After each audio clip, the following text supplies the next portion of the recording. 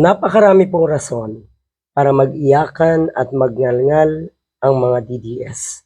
Lugmok na kayo. Unahin natin kay Digong, 1 taon na, nakakulong pa rin.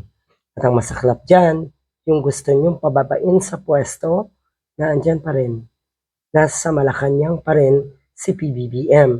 Ang daming kakaharaping kaso ni Sara Duterte. 3 sa ombudsman, may 2 impeachment complaint, may mga kaso sa DOJ. Nako, ang hirap. Paano pa kaya? Nakakulong si Kibuloy, nagtatago si Roque, makukulong si Bato at si Bongo. Nako, nabaliw si Robin Padilla.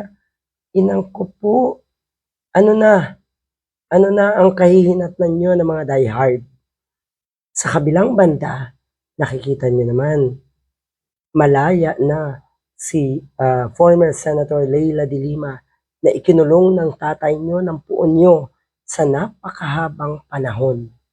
Bukod dyan, ang dami rin pong mga DDS na personalidad na nasasangkot sa mga katiwalian, sa kaso at kung ano-ano pa. So yan na ba talaga ang gusto nyo? Tatak ng kawalang-hiyaan at kademonyuhan, tatak ng mga kriminal.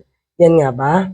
Isa pa po, eto, napakagandang rason para kayo naman ay magnganganak dahil po acquitted na, totally acquitted na po si Rappler CEO Maria Ressa. Ilang taon niyo ba siyang binaboy?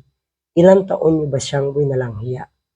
Na ang gusto lang naman niya ay maghatid ng tamang impormasyon sa ating mga kababayan at sa buong mundo. Yung mga